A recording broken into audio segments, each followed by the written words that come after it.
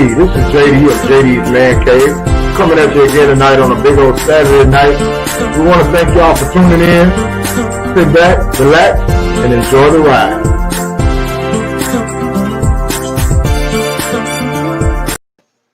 Hey, what's going on, y'all? This is JD of JD's Mancave, and we here again in Houston, Texas, baby. 7 o'clock. You know, that's our regular time that we're going to show up and give y'all a little bit of information for the week.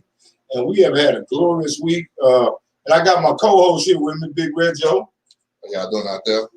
Yes, sir. We here again. We got some topics that we want to talk about. We're going to start off tonight with a topic that we kind of ended with last week that we kind of ran out of time on. And, you know, it's a very interesting topic that's near and dear to my heart and probably near and dear to some of you fellas out there in TV land or in Facebook land or out there on the internet that is very, very pertinent in a black man's life, because we have so many families that end up, you know, broken homes and separated parents, you know, that they decided to have kids, but decided that it wasn't good for them to be together for the sake of the child only. You know, there are so many different aspects that come up to cause a single parent home in our black community. You know, sometimes it's incarceration, sometimes it's, you know, it's just numerous things that happen in our families and in our community. And the big one that we're going to talk about, and we started talking about it last week, was child support. Child support is just what it is. Child support. You made them, you got to help take care of course. But you know, so many men nowadays, Reggie, think that child support is set up to destroy them. Yeah. And it's and there's some of them who feel like they shouldn't have to pay child support. Yeah, because they're not with the mother. Because you're not with the mother no more. Yeah. But that ain't got nothing to do with you being with the mom. Yeah. But I mean, I wish that there was a system that didn't have to force you to take care of your child. Mm-hmm. But I understand why it's in place. Yeah. You know, it's just like I understand why there's a speed limit on the freeway at 65 miles an hour. Yeah. Because if it wasn't, you'd have some idiots out there coming up on the freeway doing 105 because they got a car there to do 105. You still have those out there. Mine's do 160, but I can't even tell you if I can reach that. Hey, man, let me tell you something. I got a motorcycle that I can get to 120 so fast on, but I'm not doing it. Yeah, but I'm just, you know, so there are certain guidelines and rules that have to be, you know, unfortunately have to be put in place to make brothers responsible in life. That's all I can say. Because if you have sat there and made a child with a young lady and created a family, and then you decide that you don't want to be there anymore, you got to pay the cost for your freedom.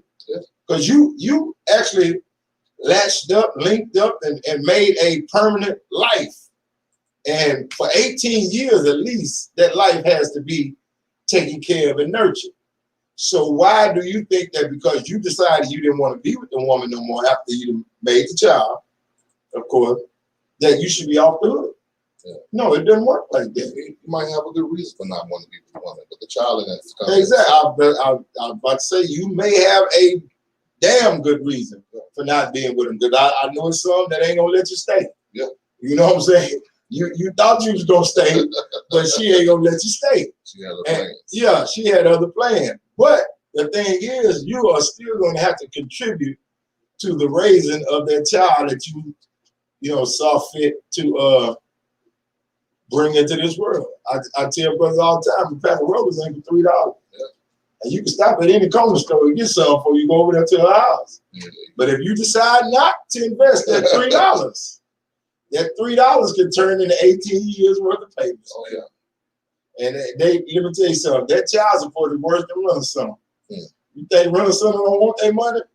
Oh. Runner Center got special trucks that come out there and repossess their stuff. Yeah, but see, but unlike Runner Center, you know what I'm saying, you can move and Right. Your number and all that. Yeah, it don't work. It don't work with the attorney general, bro. Can't do it with child support. Not this day and age. Yeah. Now all you got to do is get a job. Yeah. And your social security number pop up one time. And ding. And it didn't used to be like that. I mean, you could just move and just, never be seen again. Right. Go get a job somewhere in another state. But hey, they switched it around. As soon as that social security number pop up on that job, ting, they got you, baby. And they also involved the IRS. That's one agency you don't even want in your business at all. You know what I'm saying? And let me tell you another thing that they started doing. When you have delinquent child support, you can't get your license renewed. Yeah. You can't. I mean, hey, let me tell you something. Being a barber, I saw that firsthand. Some of them guys that was way behind me, they couldn't even renew their barber's license. So how are you supposed to make a livelihood to pay your child support if you cannot renew your? I was like, man, that is a total catch-22 right there. Yeah. But that's the same way it is with if you were delinquent on child support, they lock you up and put you in jail. Yeah. How are you gonna pay child support from jail? So I mean, it's all just a kick because all it does is put you in there, and somehow miraculously you come up with some money. Yeah. Miraculously, that also. Hey man, you come up with the money, and they let you out. But by that time, you so far behind, and you owe everybody. You got to pay the money back that you paid, and then you end up being behind again, man. So it's just a vicious cycle. But the thing about it is, like I said, and like you said, Reggie, the child didn't ask to come here. So and know who you messing with. You know what I'm saying? You gotta know who you're dealing with anyway. You know what I mean? You just can't go around here having kids with this woman and that woman and think everything's all good. You pray to Johnny Appleseed if you want to. Hey. You pray to Johnny Appleseed and drop your seed here, drop your seed there. But them seeds don't grow in the apple tree, they grow in the people. And them people got to be paid for. Them kids need shoes, they need clothes, first they're gonna need them diapers. And let me tell you something, I was looking at the price, I was in Target today, and I passed by the diapers. And brother, let me tell you something.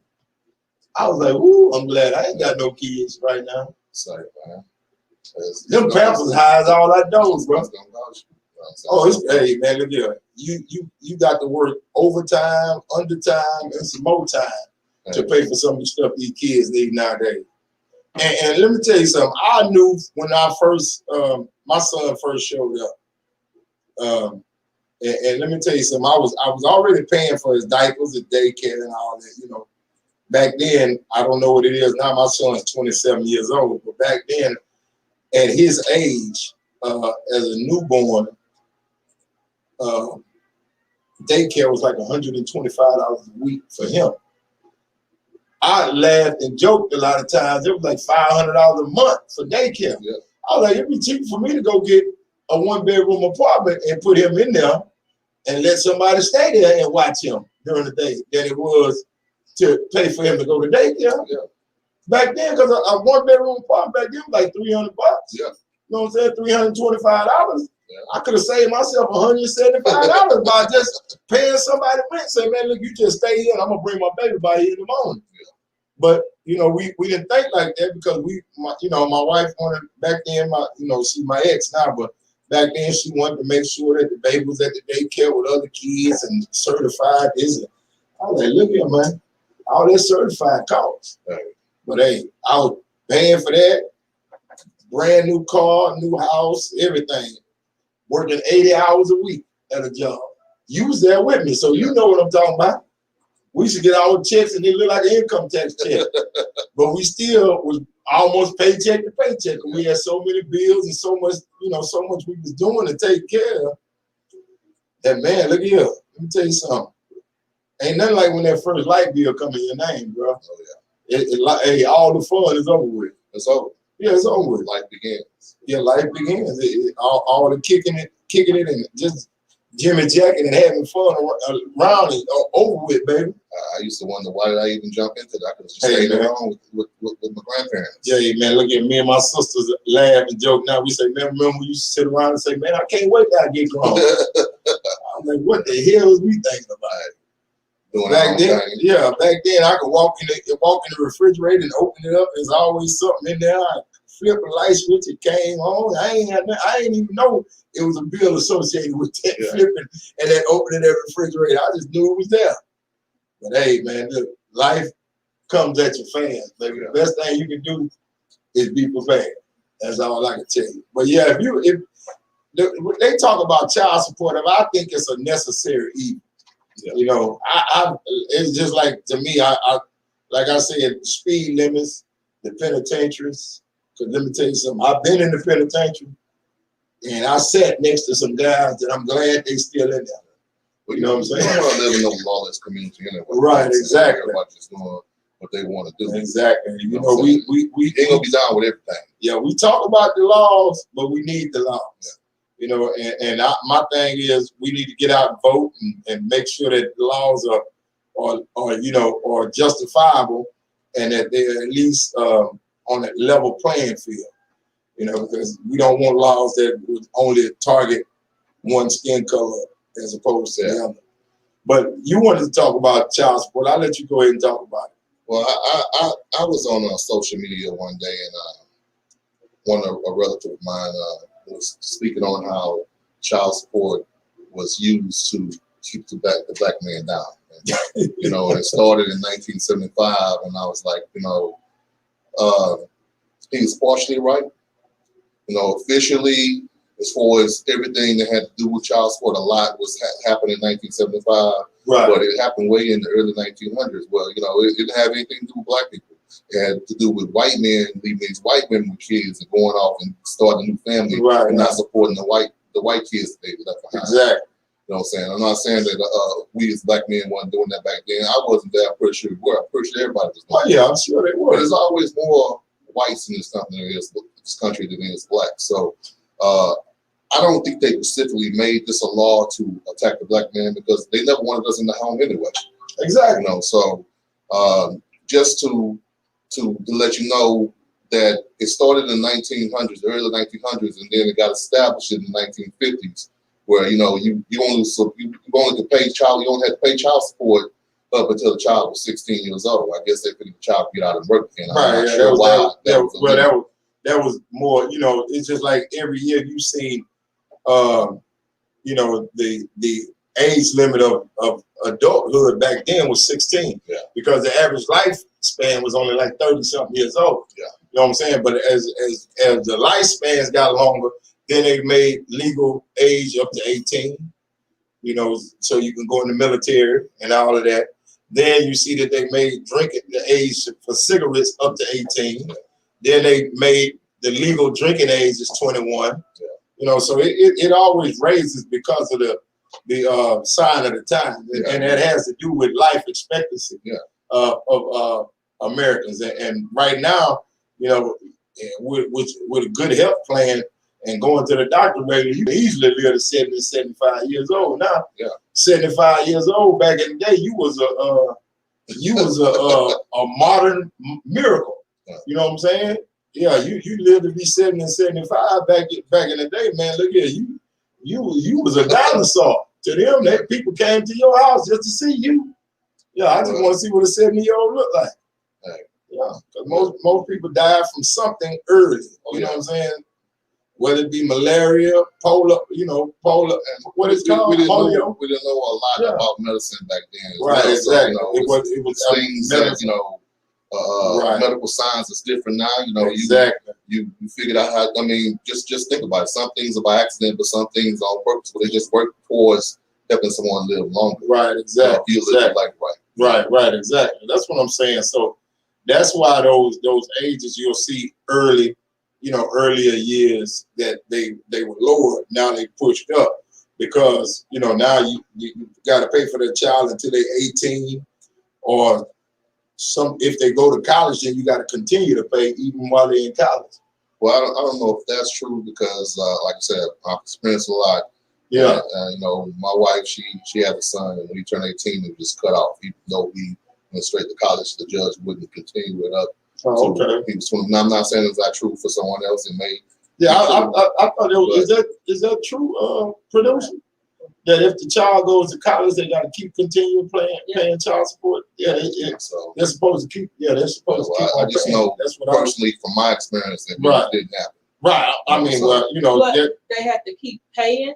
Right. But some of them just don't because it ain't as they don't enforce. It ain't enforced as much. Okay. Because my daughter is in college, but they don't enforce child support. But it keeps loading on to the end of it though. Yeah, it's a what they call it, accrual. Yeah. Okay. Well, like I said, my experience like from that is that when he turned 18, it stopped. Okay. And they went to court.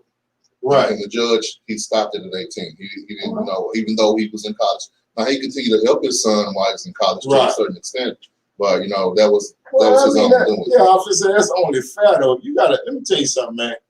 I don't understand parents who have kids who strive to do it right and are go-getters, as I call them, or self-motivated children, and you don't encourage them and help them in their endeavors. I don't understand that parent right there because you got so many kids who don't want to do anything, ain't trying to do nothing, and we'll tend to reward them rather than the child that's trying to do something and trying to better their education. You back up off of them. Man, that is crazy. I wish I could explain that myself, you know. Right. Man, look at it. There is no explanation for it. I've seen it time and time again. I still can't explain it at my age right now. I don't understand it. But like I said, I don't see why we tend to do that. But that starts even at an early age when you buying kids Jordans and they making D's and F's at school. You rewarding foolishness. You know, and when you reward foolishness, you are inviting it into this world. It will stick and stay. Because if I ain't having no consequences, if I ain't having no consequences, I do whatever. Yeah. You know what I'm saying? A person without consequences is dangerous, bro. Yeah. A child without consequences is even more dangerous. Yes, ma'am. Bernard Lane says, Texas don't play. He also says the attorney of Texas will come for you.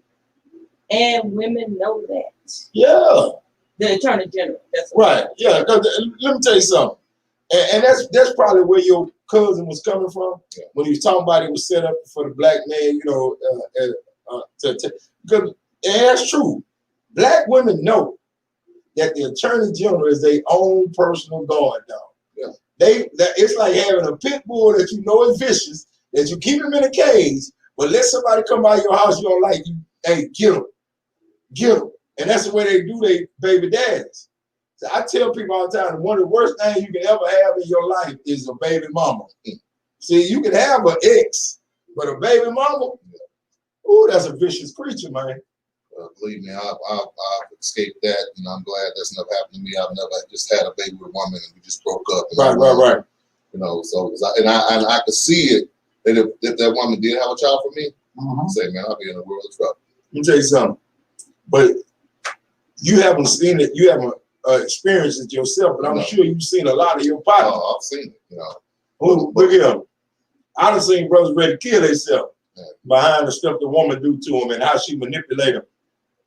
And every time you go over there, she got something new on and your child is not being taken care of the way you think it. And I tell brothers, hey man, look, once you left, you left. You gave up a lot of your what do they call it? Authoritative rights. Yeah. You ain't got no say so into how, because they're gonna give a woman got to be real terrible for her not to be the custodial parent. Yeah. You know, she got to be basically a dope head, a crackhead, an alcoholic, and a Satan worshiper or something. She got, and I'm talking about all three got to be there. You can't be one or the other. Because the judge it takes so much for a judge to tear a child away from his mother and give him to the father. I don't care if the father is a millionaire. Yeah. You know what I'm saying? Look at Shaq. And Shaq, multi-millionaire. And his wife had all the kids. And he had to pay all the child support when he left. You see what I'm saying? And that was played out on TV in front of everybody. So yeah. So it just, you know, it's almost impossible. But when you leave, brother, and go away, you cannot dictate what that woman does with that money that they give a lot of her child support. You know, I mean, brothers be talking about, man, she going to get her nails done and her hair fixed. But hey, bro, but she fed that baby last week. You wasn't nowhere around. Yeah, well, this is the way I feel about that. You know, first of all, you're worried about the wrong thing. Exactly. There you go. Saying? That's the first. That's the how first. do you know that your check actually went on the nails? It could have been her check that went on the nails. Exactly. And, she can't say, hey, man, I spent this much money, my money on the child. And, you know, you'll never know none of that. You'll drive yourself crazy worried about her looking good. Now, if your kid's just raggedy, hey, man. you know what I'm saying? I understand you getting upset, but your kid's been well taken care of. Why you worried about just because you know your check came that week and then you see that she got her hair and nails done and you assume that that's how she got it done. And she could have used it for that, but you know, she also used her money to pay the light bill.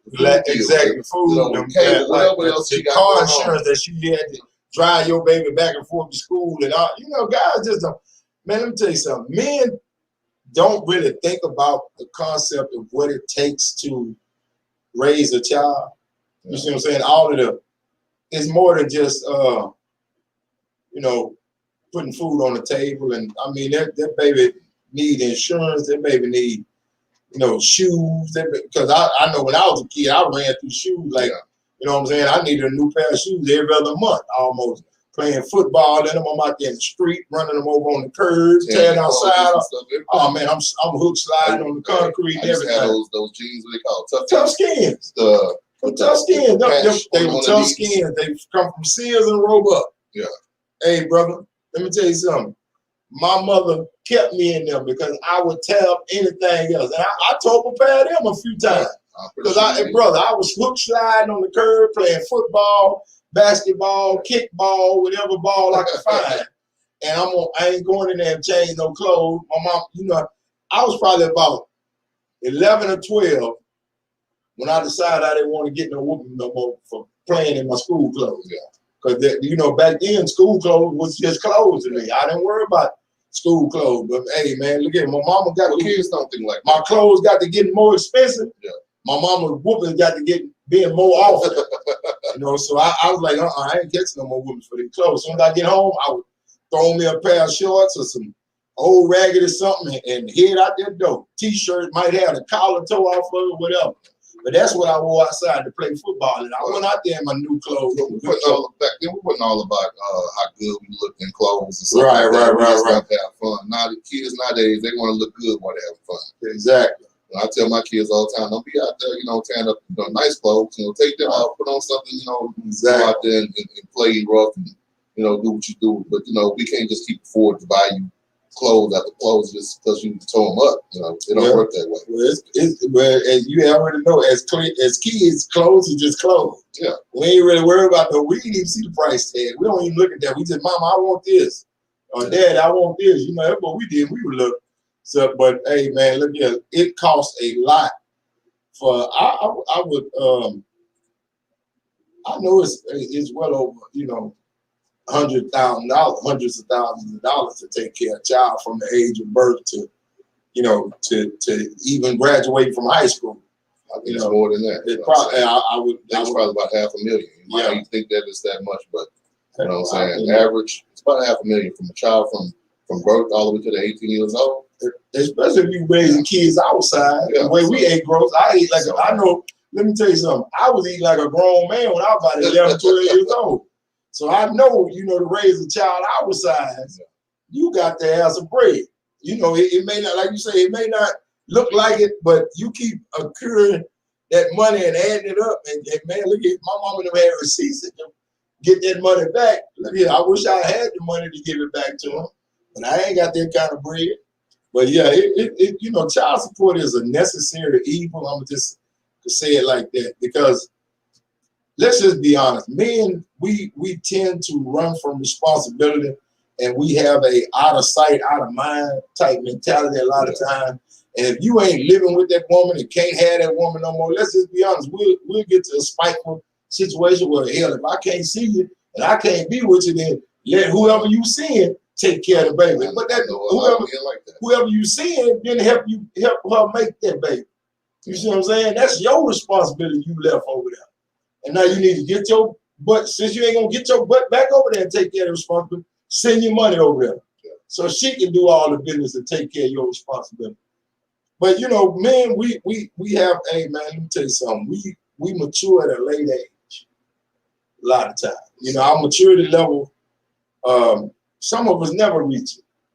You know, you say that it's hard for, you know, a judge to, you know, just give the child to the man. Right. I witnessed that firsthand. Why I knew a cat, he was paying child support. He was crying about it all the time. He was doing extra stuff, and you know, the woman was with someone else, and they had kids, and they daddy was paying child support like he was paying child support. So he also had to take care of her kids and his kids. So it was taken away from what he was doing for his kids because he had to do for all the kids. Right. And it was just, you know, and he even had his kids staying with him because his wife wasn't taking care of him where he felt they should, but he still had the issue out there, child support. He used to cry to me every morning about it, like, man, all you can do is just do it, man. I mean, he got it. He was to the point to get his kids a lawyer.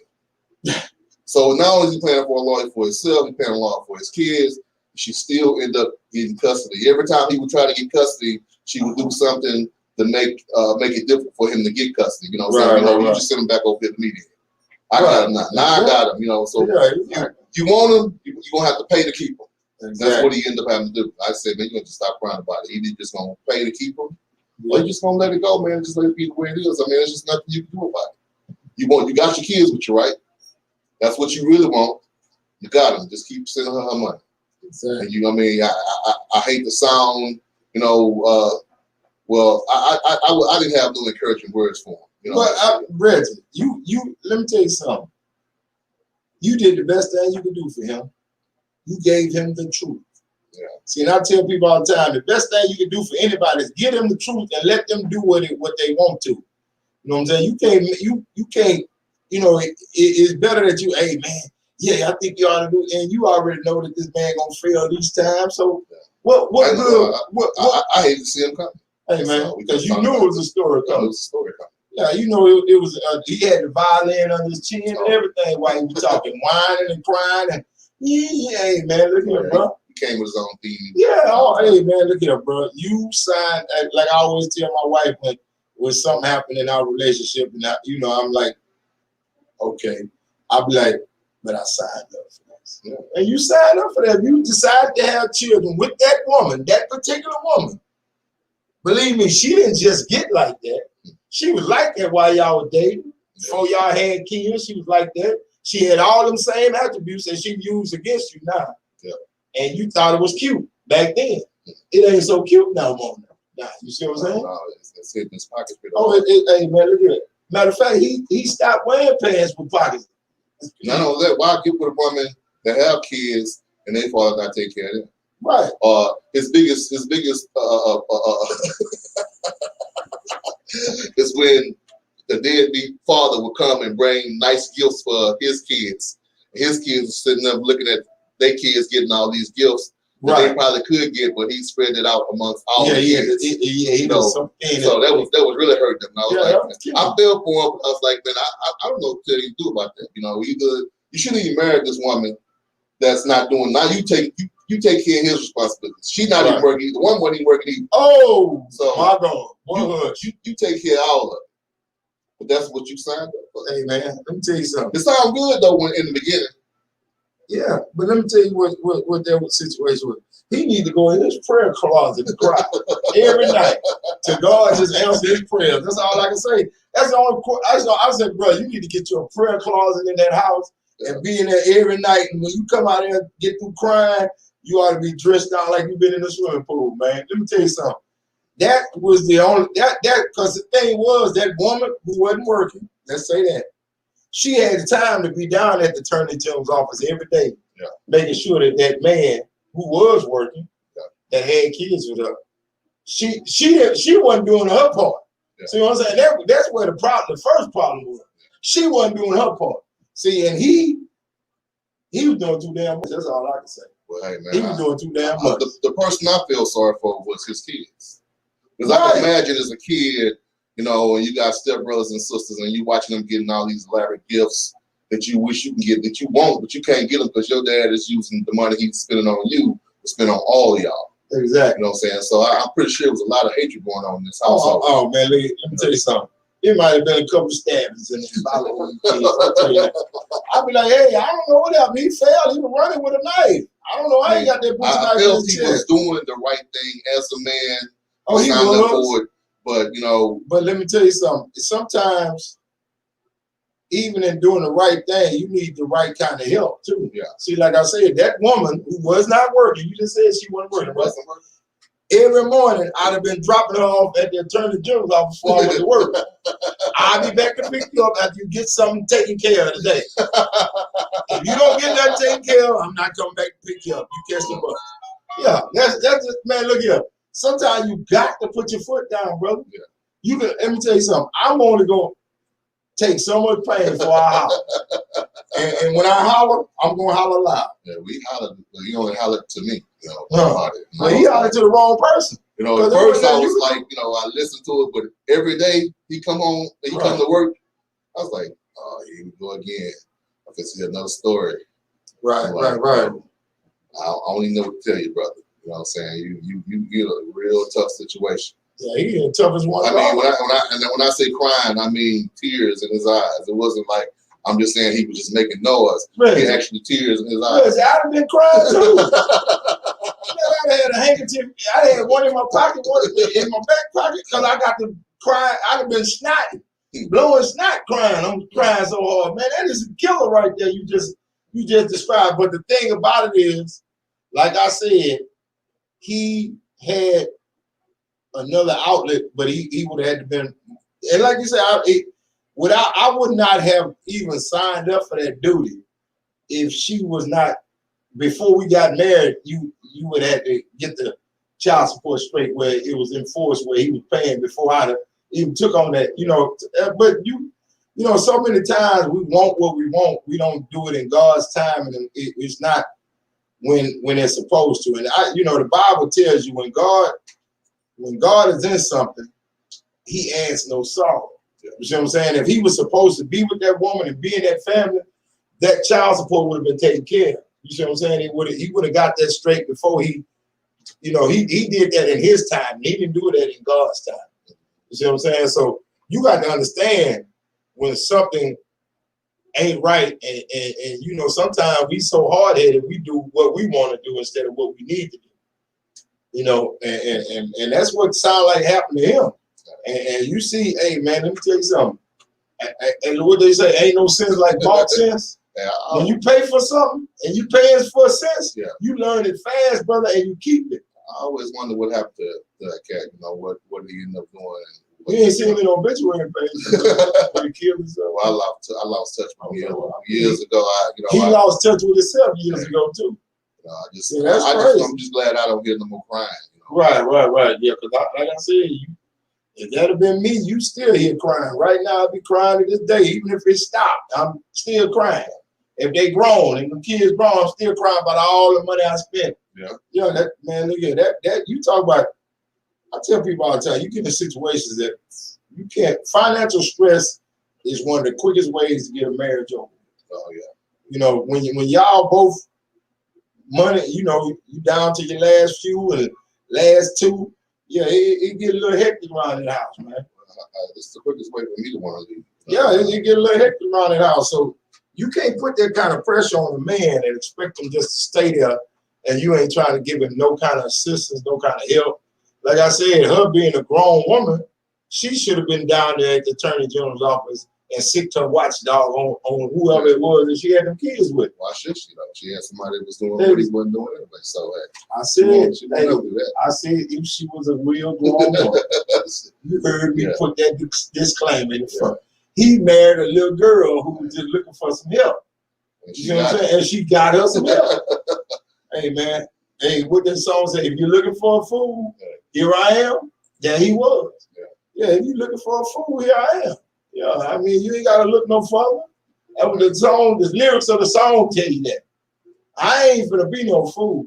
I might be crazy about you, but I ain't gonna be no damn fool. If we gonna work together and try to get some, because the thing is, no matter how hard he worked, he'll never have nothing to show for it. Yeah. You see what I'm saying? Living in a situation like that. But anyway, we got away from child support. But it's just, man, let me tell you something. Child support is a necessary evil. That's just all it is to me.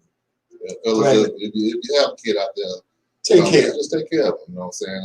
But at this day and age, you just can't do it. Without the system. Go through the system so you can show and prove that you'll take care of your child. And they will use that against you. Let me explain something to you.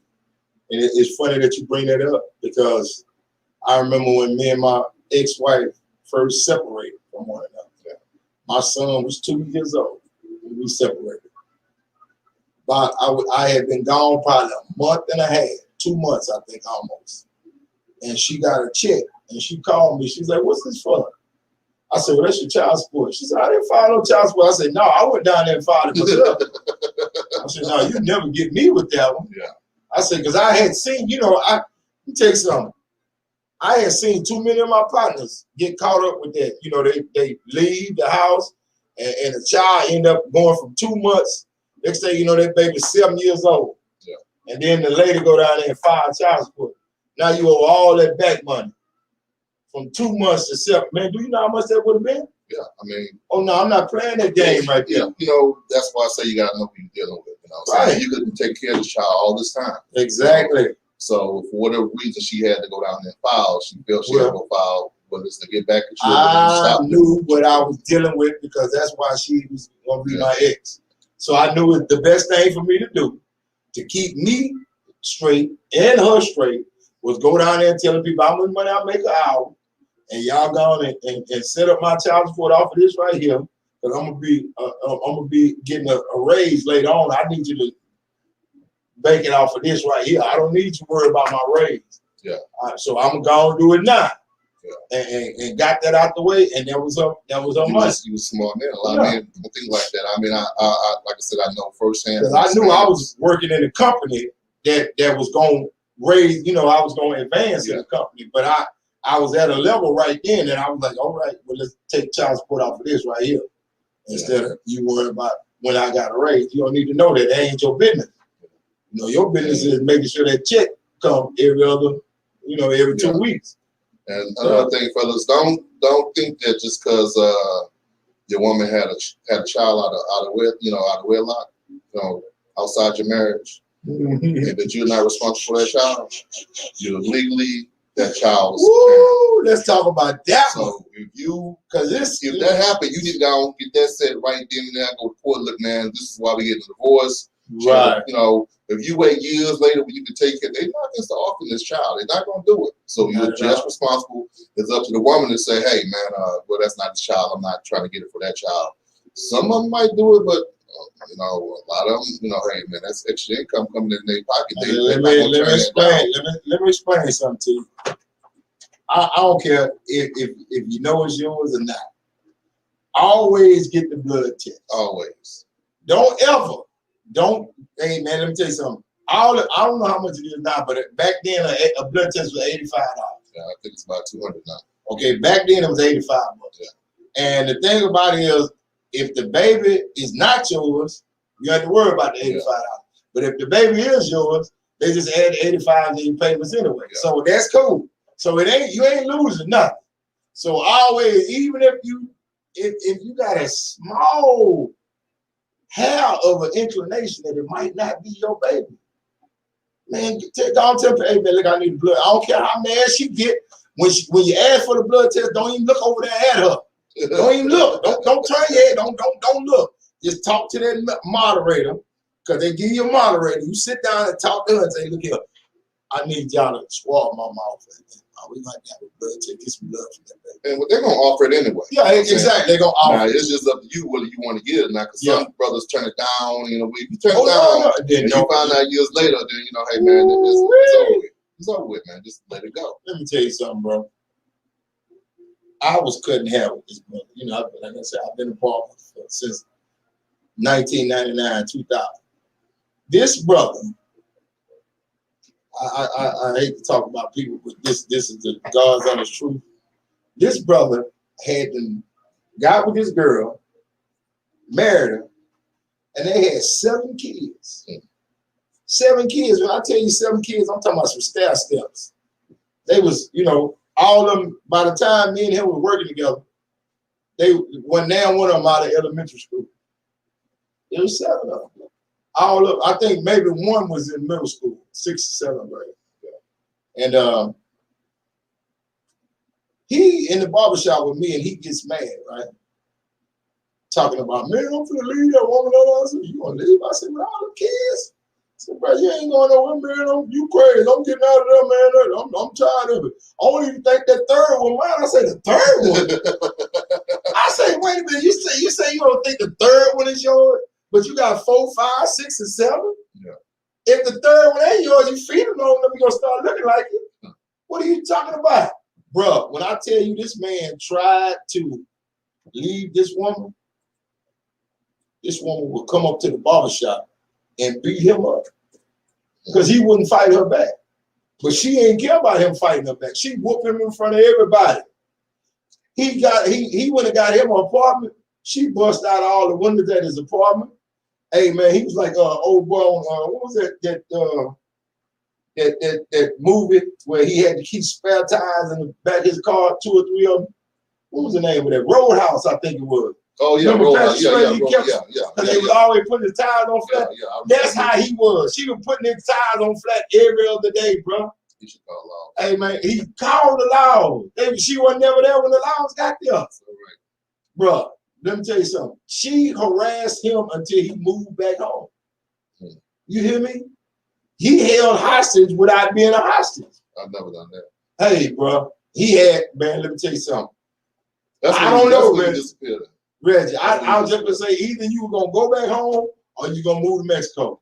One or two. You got to leave the country. That's when you leave. Yeah, you got to leave. Man, let me tell you something. You let your people know where you at, because they gonna tell her exactly. where you at. You don't know who on your team at all. Me and this dude right here, I thought he was a gangster. I realized who the gangster was in the family after he tried to leave. She was a real gangster. His gangster never would have matched hers, bro.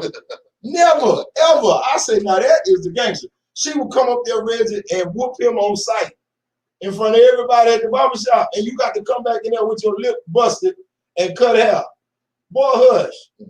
I'd have held her in the headlock till the laws got there. That's what happened. That's what had to happen with me. I ain't finna sit out here and take no whooping every day. Yeah, no. Well, I mean, I'm all for I don't think a man's supposed to hit no woman. I'm not condoning it. Don't get me wrong.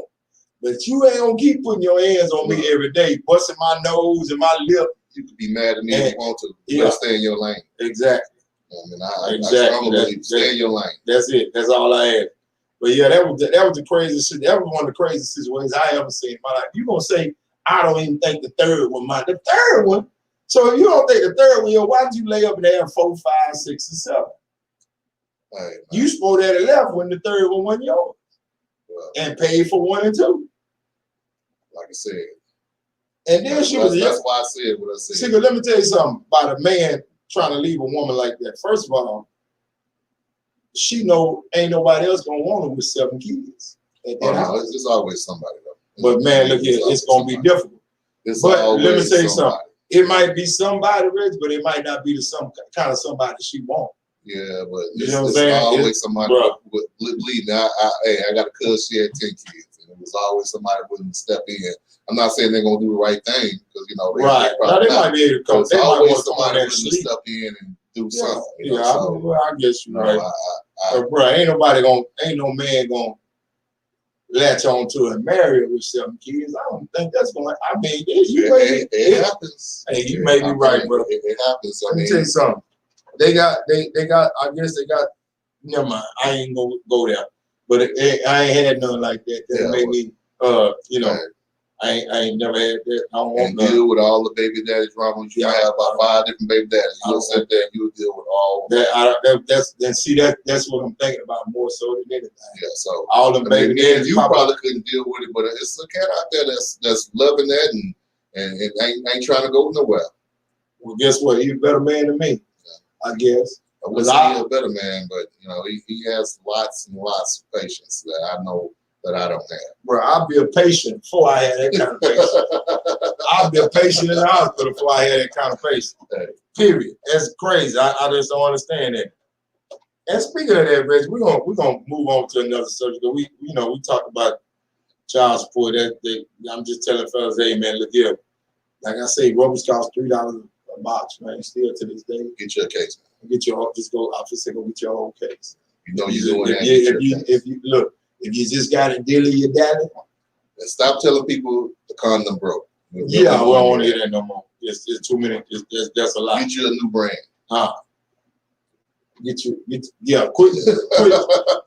Quit using them ones that you got from the free clinic, because they free for a reason. Yeah, because they not good quality. Go and spend your little $3. When you get that 40 ounce, go and get that 3-pack too. That's all I can tell you. Just save you a whole lot of trouble. Yeah.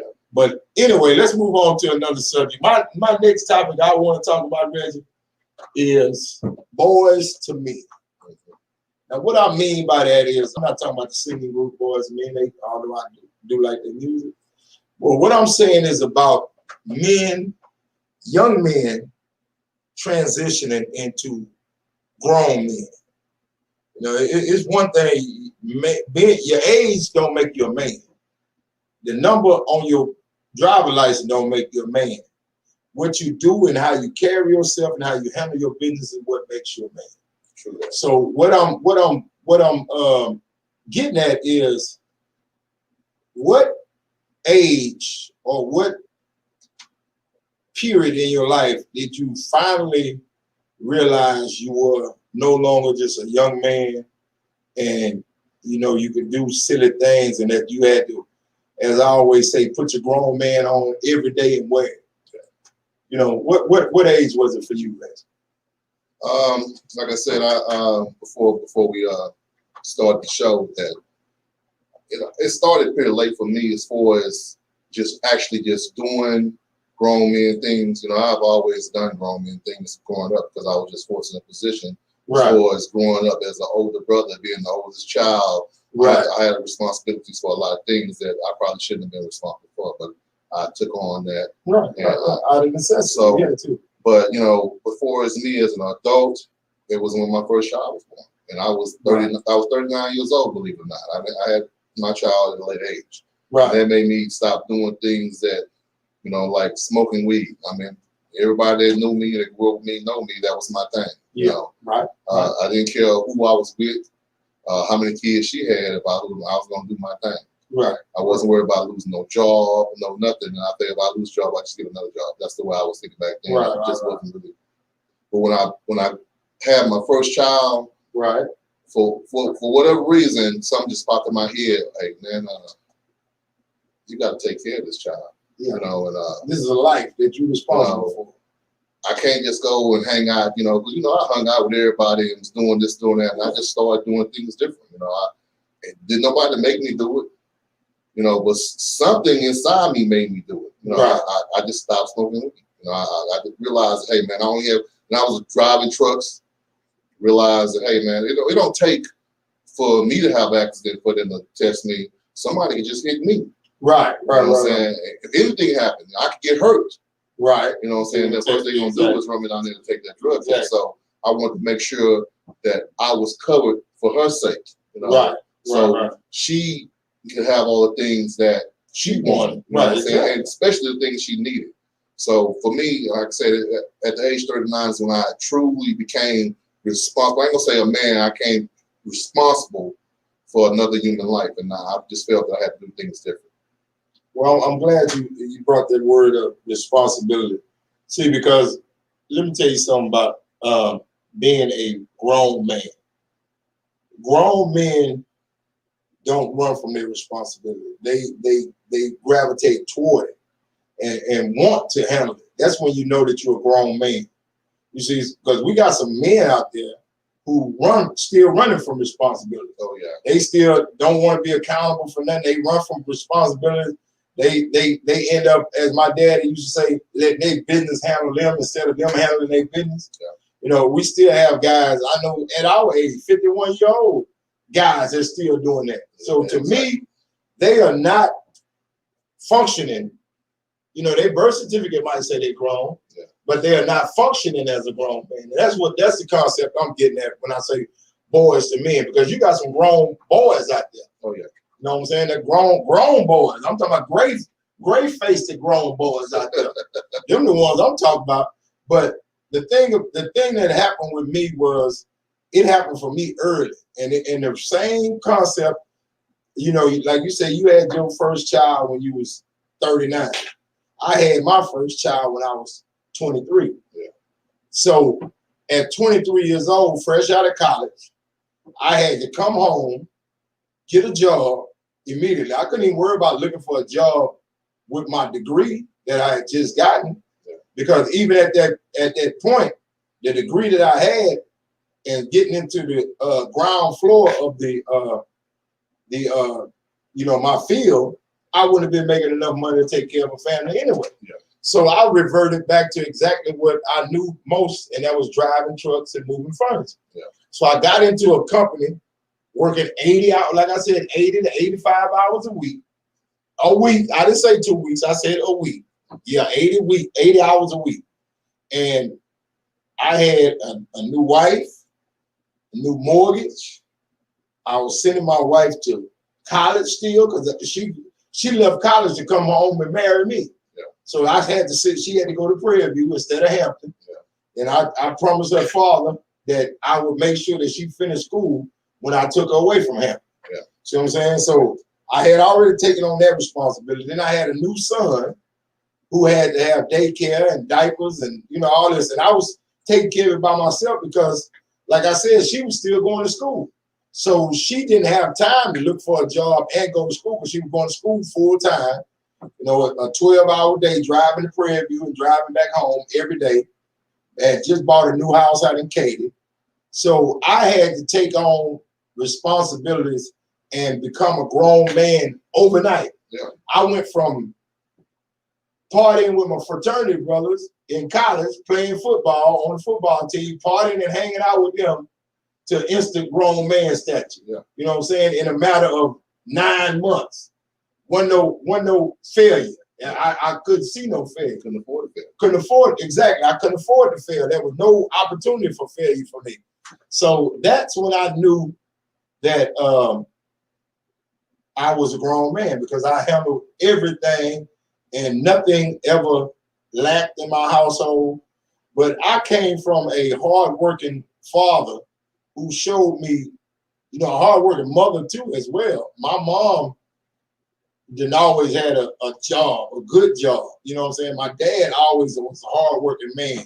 So I saw what the fruits of labor did for a household. So I was not going to be one of those kind of cats that laid around and just thought it was going to fall out the sky. I knew the only way for it to fall out the sky was for me to fall out the bed and get my behind to work. Yeah. You know, so I knew, you know, I just came from that type of mentality. So I thank God that I was able to, at that time, transition so quickly. Yeah. You know, because my marriage didn't fail because of finances. My marriage failed because all I thought I had to do was provide. Yeah. You know what I'm saying? I wouldn't take care of the rest of the stuff. Yeah. You know, and I put it like this. I tell people all the time, my first marriage didn't fail because of what she did. Yeah. It failed because of what we did. You know, I didn't know what being a husband really meant. She didn't know what being a wife really meant. You know what I'm saying? We were young. I was, 22, 23 years old, and she was like 19. Yeah. You know what I'm saying? Because when we got together, I was like a junior or senior, a fourth-year senior, and I ended up going there 5 years, but I was like a fourth-year senior, and she was a freshman. Yeah. So we had a nice little age difference. So she was still a baby, and I was still a baby in my mentality. But that's why my first marriage failed, because I still carry them attributes right now that a man is supposed to provide and bust his butt. And, I tell people one thing about being a grown man: your lazy can't outweigh your hustle. If your lazy outweigh your hustle, you ain't no grown man, dog. Yeah. Because let me tell you something. The worst thing I ever wanted to do as a man, because my parents never did that to me, was tell a child we can't get something you need. Now, I don't get me wrong. I ain't get what I wanted. Yeah. But everything I needed, I was able to have. Yeah. You know what I'm saying? I never went to bed hungry. I never went to school without no shoes. I never went to school without, without clothes and stuff like that. And like you said, me being I was the oldest and the only boy, 2 younger sisters, same dynamic you grew up in. Yeah. So as those dynamics, you learn to have man attributes at an early age. You're not a man, but you have to function as the same type of responsibility and accountability as a grown man would have to when you're 14 and 15 years old. You taking care of your sisters, you making sure ain't nobody bothering them, can't nobody put their hands on them, can't nobody say anything to them. You got to look out for them, and you got to be the big brother, the leader. You got to lead by example and all. You just got to be accountable for everything you do. And my father was one of them fathers who he would give his daughters anything, but his son, if I wanted the same thing my sisters got that he gave them, I had to go work for him. Yeah. Oh, you can get it as soon as that car get washed, as soon as them leaves get raked up, that yard get cut, the dogs get fed, and the yard, everything got to be taken care of around that house before I get that $7 or $8 to go to the skating rink. Yeah. But the thing about that was it taught me a work ethic. Yeah. And I learned that if I can cut my grass, I can go down the street with the same lawnmower and get me $1.50 worth of gas and cut 3 yards and make me $30, $40 that day. Yeah. So I started cutting grass. Then when I cut your grass, I done blow grass on your car. So I come down there with my bucket and you pay me $10 more to wash your car right there in your driveway. Oh, I had a scheme, bro. I was hustling early. Let me tell you something. I was trying to get it. I get my little 5-gallon white bucket. Give me some rags and my mama dishwashing liquid. I better not let her see me carrying it out the house. But I get her dishwashing liquid and go down the street and wash cars. $5, $6 a car. And I give me about 6 or 7 cars in. I done made me some good money. I'm back. By the time a day over to Saturday, I might have me $100.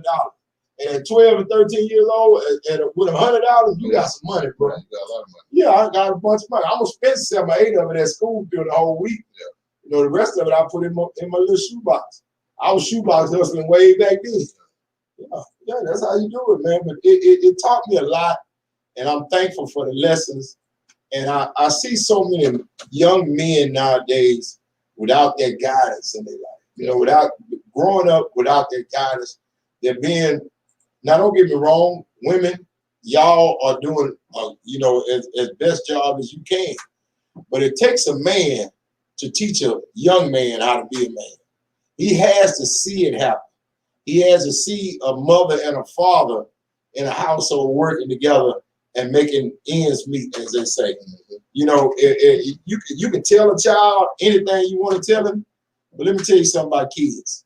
Kids go by what they see, not what they hear. Yeah. You see what I'm saying? They can hear, you can say, yeah, you need to get up and go do it. But if you laying over there smoking cigarettes all day and you got a different man in and out the house all the time, he ain't picking up the right attributes. He ain't picking up the hustle and Now, don't get me wrong, some kids learn it out of necessity. Yeah. Because they have to. They want something out of themselves. Sometimes you realize that's not what you want. Yeah. I always tell people, I learned not to be a crackhead from a crackhead. Yeah. I learned that I didn't want to be a crackhead. I saw the life they was living. So that taught me never try crack because I knew I wasn't no stronger than them. So all it takes is that one hit sometimes. And I didn't want to be that one hit cat. And they be like, hey, man, you see remember JD, man? Yeah, I don't need them stories right there in my life. Yeah, so I understand, but sometimes it can work in reverse, but so often it doesn't. Yeah, is what I'm saying. So we have to put forth good work ethic and whatnot in our kids when they're being raised and reared. They say raise a child in the ways that you want them to go, and they won't depart from it. So you got to instill that in the kid early and make it a habit of theirs. Because I had a job, Reggie. Sometimes we go to work at 6:30 in the morning. We might not get off to 2 o'clock the next morning, and then be right back at work for 6:30 in the morning. Yeah. Do you know what kind of work ethic it takes to get up and do that 6-7 days a week? Well, you got to want to do it first. You gotta have a bunch of want to in you.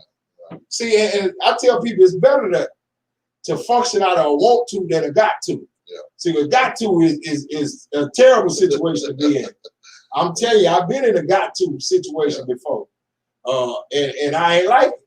Because that's when your business can go wrong. Will go wrong. And that's when your business is handling you instead of you handling your business. But see, when you function out of want to, you handle your business. Because if something come up, you got something extra for it. Because you've been putting up. You know, it's just like the old remember the story back in the day, was it the grasshopper and the ant? Grasshopper and the ant. And the ant. I still use that analogy right now. You remember that story, the grasshopper and the ant? Yeah, the grasshopper and the ant. You want to be the you want to be the ant who stores the ant. You want to be the ant. You don't want to be the grasshopper. Yeah, it's that stored up everything. And when winter came, the grasshopper didn't have nothing. The ant had all the food stored up. Wait, grasshopper knocking on that door. Yeah. Asking, hey man, can I come in? No. But the ant didn't work hard all summer. All summer. Stacking up, storing up. Yeah. You got they tell you these stories as kids, and if you catch on to it, they're trying to teach you a lesson. Exactly. You can't see it right then, but as you get older, you start to realize, hey man, they was trying to teach me something like that. And you know what? I remember an old book that I used to be one of my favorite books, Aesop's Fables. Remember that book we used to read in elementary school? And all the fables about the dog with the bone in his mouth. Yeah. And he seen his reflection. He was so greedy that he tried to get the bone that was in the other dog's mouth. And when he opened his mouth to get the bone, he was fell in the water. Yeah. That was a fable teaching you not to be greedy. Learn to be content with what you have, rather than trying to get something else that you see somebody else with. Just be content with what you got, because being greedy, you can lose everything. Yeah. And that's all that story was trying to tell you as a kid. I raise my kids now on fables. My favorite one I use is The Boy Called Wolf. Oh yeah. Because I want to instill in them that, hey man, tell the truth. Because when you need somebody to listen to you and believe you, they're not gonna believe you. Exactly. Because all the stuff you see. And you may be telling the truth. You may be telling the truth. I tell my daughter that all the time. You don't tell the truth this time, but you said you was telling the truth last time. You always tell the truth this time. This time. And the fact that you have to say this time is a problem. Exactly. You know what I'm saying? So that's why they have all these fables and stories, you know, for the kids, let them know that this is life. It's not just to entertain you. And let me explain something to you. Even as a grown man, they have a set of books that you can read in the Bible called Proverbs. Yeah. If you ever want to get some good sense as a man, let me tell you something, baby. Read Proverbs. All of the fables are right there in Proverbs. The life lessons, all of the the analogies that are made to help you lead a better and a more fruitful life are right there in the book of Proverbs. Yeah. If you read that all the way through, I guarantee you're going to gain some wisdom. Because let me tell you something. Like I said, Aesop Fables was my favorite book as a kid, but my favorite books in growing up and being a grown man is Proverbs. I read Proverbs all the time because it gives you little clues as to how to govern your life and how to live life better and more prosperous. And so many of us need that word and that help. You know, I tell people, I don't like to be around people who think they know everything. Yeah. Because let me tell you something, I learn something every day. I try every day. I ain't concerned about who I learn it from. I can learn it from an 8-year-old or 80-year-old. It don't matter to me. But if it's something that I don't know and they got it, I want it. Give it here. Let me get it. Let me hold it. Let me be in my life and let me use it. You know, but we got to get away from the know-it-all attitudes, the can't nobody tell me nothing, you know, I'm a grown man. They hating on you. Yeah, all that. Let me tell you something, man. That's the favorite topic. They hating on you when they tell you something. Right. And I tell people all the time, I talk to my wife about this, that as a man, you never want to be with your significant other or your wife and finding yourself saying, well, I'm a grown man. Because many times when you have to say that to your wife or your significant other, you're doing something childish at that very damn moment. So don't say it, brother. If you find yourself wanting to say it, reevaluate it, stop right where you are, and think about what you have done, because you have done something childish, I guarantee you. But that's JD's Man Cave for the week. And I want to thank my guest, Big Red Joe, again for joining me, man. We had some wonderful conversations. Oh, yeah. I'm sure people getting something out of it. If you have any concerns or questions that you want us to talk about or dwell on here at JD's Man Cave, feel free to hit me during the week on my Instagram page, JD James Daniels, or hit me on Facebook in JD's Man Cave, or on my own personal Facebook page, James Daniels. Just hit me up, or you can call me at 832-273-6504, and we'll chop it up and we'll get you. I may even get you on the show. So hey, look out for me. But like I said, man, we want to thank y'all for joining us. Go ahead and sign off, Big Red Joe. All I can say is, fellas, hey, don't be the grasshopper. Don't be the grasshopper. Be the ant. Be the ant, baby. And you'll be all right. And you'll be all right. But yeah, again, like I said, this is another Saturday night here in Houston, Texas. And we want to thank y'all for joining us here on JD's Man Cave. And we will see y'all next week, baby.